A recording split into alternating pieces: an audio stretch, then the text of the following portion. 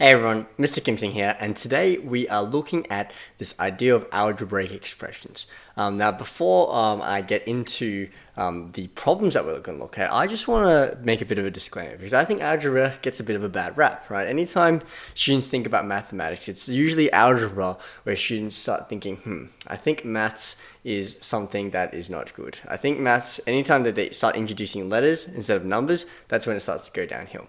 And I can kind of understand where they're coming from. I felt similar when I was a student.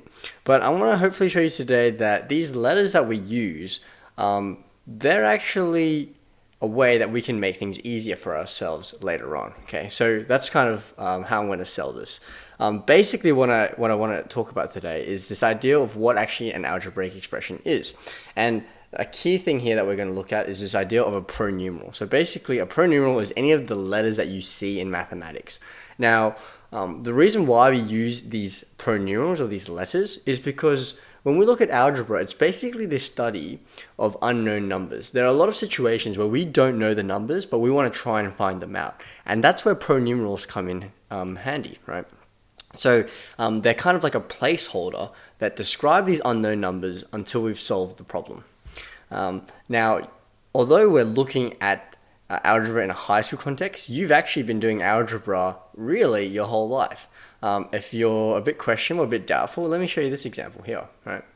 You may have seen something like this online on Facebook or Instagram or something like that. These are very common kind of puzzles that people love to send because they always have little tricks in them.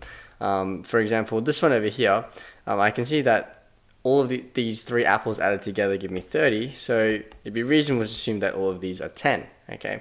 But then when you start going down, you'll start to notice that little things creep up about that make this problem a little bit more difficult. If you know the answer for this one, leave it in the comments below. I'd love to see your solution to this one. But this situation here, this is actually algebra, right? Instead of unknown letters, we have unknown, how do you want to say, fruit? In what sense that is.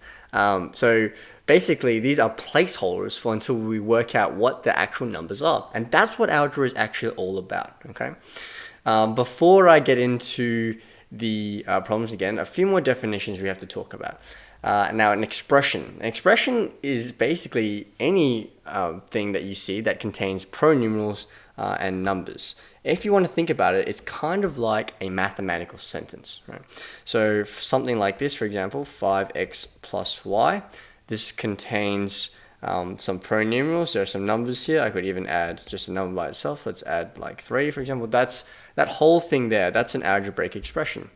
You could have another one. You could have 2x minus 3 plus a plus b. They can be as long as short as you want, right? Even I guess something like this, x plus 2, that's an expression as well. These are all different kinds of expressions because they contain pronumerals and numbers there, okay? All right, what's a term now? Well, a term is a number or pronumeral, or sometimes both, which typically is separated by a addition or subtraction symbol. Now, there are a few different examples of this again. If we go back to this previous expression that we looked at, for example, here, 5x, that's kind of grouped together, so that's a single term, right? It's grouped together there. If I look at this y, that's separated now by an addition symbol, so that could be a separate term. And then this is separated again, that's just a number by itself, so that's just 3. Let's look at the next one here. So these are all the expressions, sorry, let me say it again. So these are all the terms in that expression. Let me look at this bigger one over here. Let's list all the terms that are there. So I've got 2x, that's the first one. Now it's separated by a negative there, so that's going to be a 3. That's separated by an addition symbol, so there's an a there. And this is separated by an addition symbol, so that's a b. So you notice how I'm writing them with commas now? In some sense, a term you can think about as listing all like the words in a sentence, right? When you put them together, you have this kind of sentence, but the individual things that make up this algebraic expression, these are the individual terms. Now, there's actually a few issues with this definition that can be a bit contentious. I'll leave them for another video, but for now, this definition suits us fine, okay? Coefficient.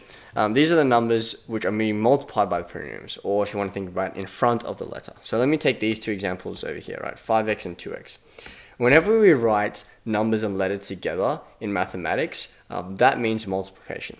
So if I have 5x, that's the same as writing 5 times x, okay? Now, why is it that we just write in that way? Well, by convention, mathematicians are actually quite lazy. Anytime we can make things shorter, we like to do it in that way, right? So this is just one of the ways that we do that. So 5x means 5 times x, or 2x, for example, means, what do you reckon that means? Well, that just means, yeah, that's right, 2 times x, yeah? Or you can have any kind of combination. So I could have like 10ab even, right? What would that mean? Well, that would mean 10 times a times b, okay? So anytime in algebra we have numbers and letters grouped with each other, they are being multiplied. The coefficients are the numbers in front of that algebraic component. So for example, the coefficient here is 5, or the coefficient here is 2, and the coefficient of this is 10, okay? So the idea of a coefficient is just the number that's in front. Last thing we have to know, a constant term. So a constant term is a term which only contains a number. So you see how in these ones above, these had numbers in them, but they also have a pronumeral, a letter. So these are not constant terms. If you want to see an example of a constant term, let's change colors. Let's go green. Let's go back up here.